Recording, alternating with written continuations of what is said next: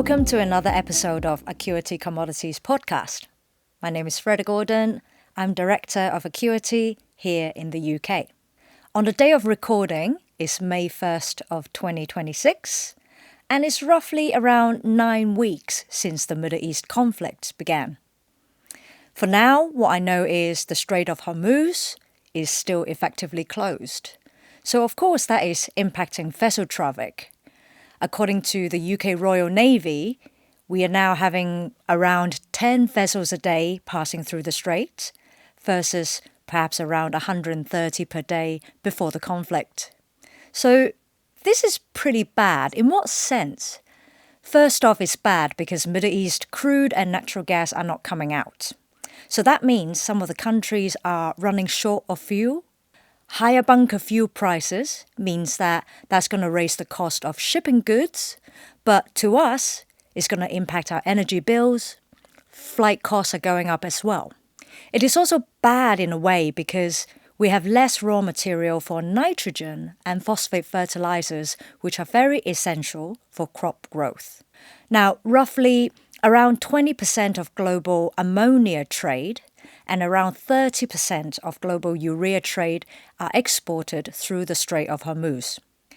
Today, fertilizer producer Yara's chief executive said on the BBC he thinks up to 10 billion meals will not be produced every week because of a lack of fertilizer.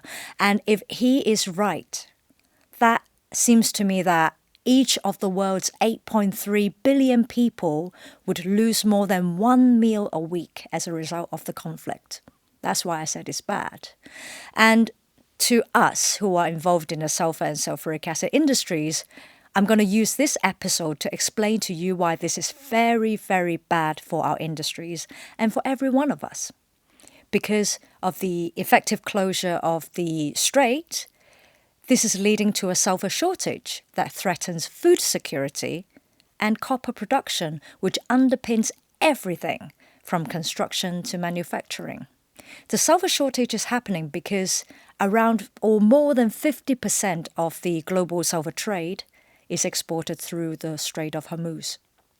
Now, to explain to you why it matters to every one of us, I need to explain what is sulphur. Sulphur 101. Elemental sulphur is basically a byproduct.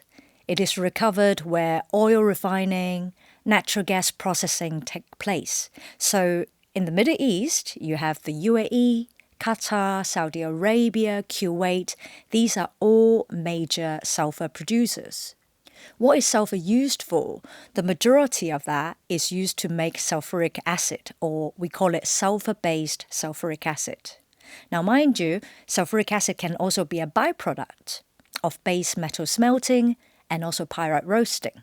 With sulphuric acid, you probably have seen it on newspapers or heard it on TV stations already. We call it the king of chemicals because it's involved in making so many and such a wide range of materials. Sulphuric acid is one of the key raw materials for phosphate fertilizer making, petrochemicals, and that would include something like caprolactam, titanium dioxide. These are important for paints, coatings, textiles, plastics, for example. Acid is also used for water treatment, paper and pulp, and also metals. So I mentioned copper for construction, cobalt, nickel, lithium, manganese for electric vehicle batteries, and even uranium mining, which is necessary for nuclear power. So with the conflict, we usually would have 17 million tons per year of sulphur exported out of the Middle East. That's lost. How big is that? Think about global seaborne trade. That is roughly 30 million tons only a year. So really, the blockage of the strait removed roughly half of the globally traded sulphur from the market. Now, of course, there are small volumes of sulphur being made and also exported out of the Red Sea, but the volume is so small, and there is also no infrastructure now that is comparable to like a crude oil pipeline that can divert sulphur away from the Hormuz and route it through the Red Sea instead. That is just not possible, perhaps yet. So we need to think about alternative sources. Where else can you get sulfur from if not from the Middle East? A lot of people are looking at US Gulf Coast, Vancouver in Canada, and also Kazakhstan. But we must not forget that sulfur is really mainly a byproduct. What does that mean? Production does not respond to any change in demand. Also, as a sulfur producer, you're dealing with byproduct sulfur, you typically would sell that under long-term contracts, meaning less spot availability. And that is because oil and gas operations cannot be curtailed because you simply cannot sell a byproduct. So these are the limitations. So some of the consumers have been starting to draw down their own sulfur stocks, and some of them have even lowered their operating rates to extend available inventories, not just of sulfur, but of various other commodities as well. The problem is, if the war enters its third month, some of them will run out of sulfur and sulphuric acid and will be forced to shut down. So we're also thinking creatively, are there any substitute raw material? What else can be used other than sulfur? Now, some people who can have already switched to using sulphuric acid, but there is also a challenge there. There is a shortage of sulphuric acid, effectively because China is banning acid exports. There are also intentions or plans to invest in alternative ways to recover sulfur elements, but these are going to take time to develop, to build, and the recovery rates will be low. And finally, people are also talking about, what about using the 10 to 11 million tons of Canadian sulfur blocks? Well, that's a good idea, but it's hard to execute, and I'll tell you why.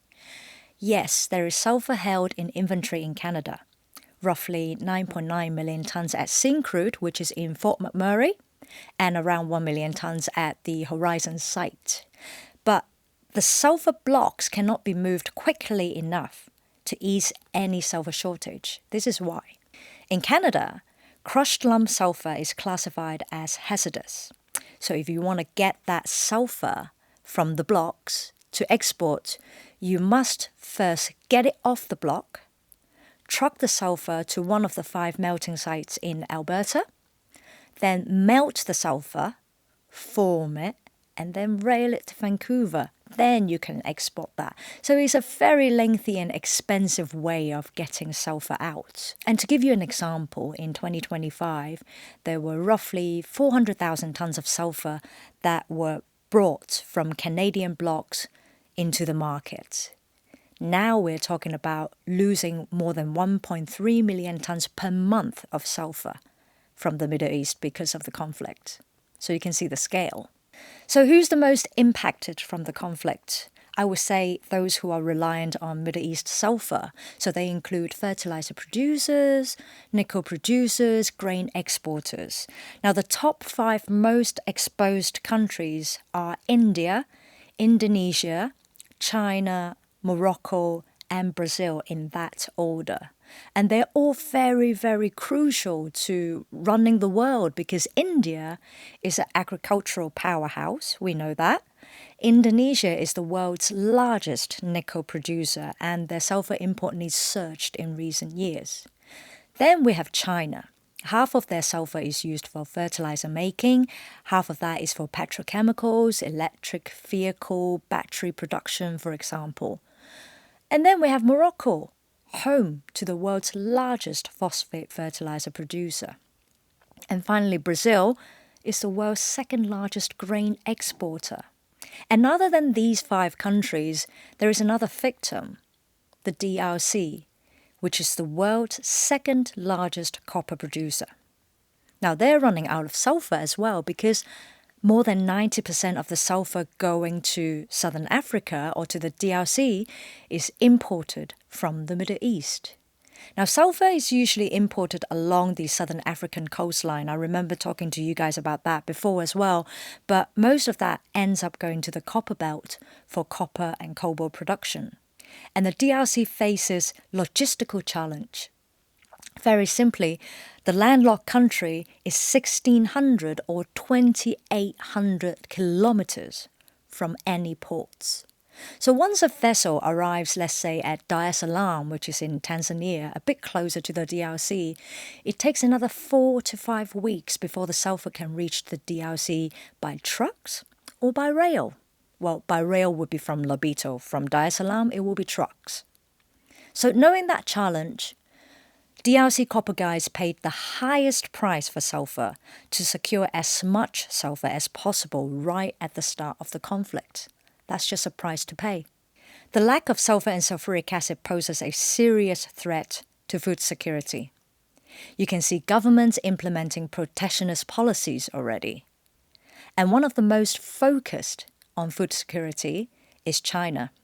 I was there in mid-April, roughly 2 weeks before we recorded this podcast, and it was so clear to me what China is planning to do. Safeguarding food security is non-negotiable for China. In recent years, you've seen China limiting their export of various fertilizers to ensure domestic availability.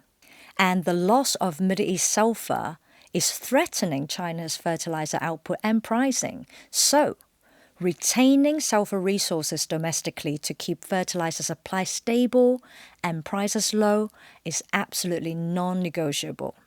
That is why China is banning the export of sulphuric acid from May, which is today, up to possibly the end of this year. This poses another problem for the world.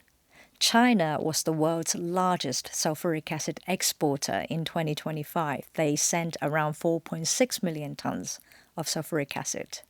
So this really impacts its partners. Chile, the world's largest copper producer, is the biggest acid receiver from China. So coming back to us, normal citizens, what does this conflict mean to us from a sulphur and sulphuric acid perspective? Think about this. Each ton of fertilizer and each ton of crop produced will be more expensive. Each ton of copper made in Chile and in the DRC will be more expensive. So before long, this will translate into higher costs for food, consumer goods, and housing.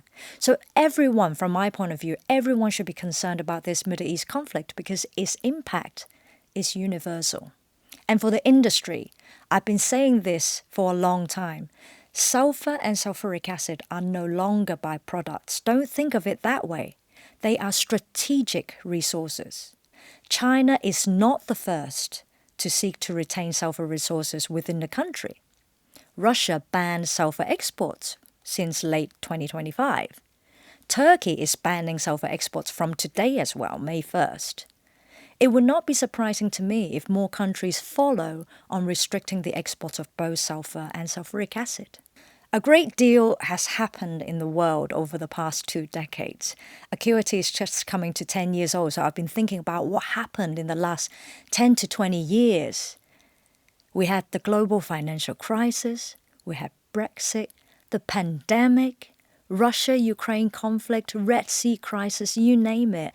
But it is this Middle East conflict that has pushed both sulphur and sulphuric acid prices to historical highs. Even if the Strait of Hormuz reopens tomorrow, we've already lost 2 months of sulphur output from the Middle East. And plants, oil and gas plants, they are running at reduced rates now in the Middle East for safety reasons as well as due to limited storage of various products. It would take 2 to 3 months' time before any of these plants can ramp back up to full production rates. Let's not forget infrastructure damaged by drone attacks. That's going to delay the restart of some of the plants that are now halting their production, and of course, new projects as well. And what saddens me is 2 to 3 months of this conflict can impact sulphur and sulphuric acid for the next 2 to 3 years. And I have not even attempted to quantify the human cost of this conflict. Like that song says, war, what is it good for? I'm sure you have your own answer. Thank you very much for sticking with me and listening to this podcast. Hopefully, I've managed to convince you how important sulphur and sulphuric acid is to the world and also to every single one of us. And hopefully, next time when I see you on this podcast again, we'll be talking about much more light-hearted topics. We'll all be smiling. Things will be great. Until next time.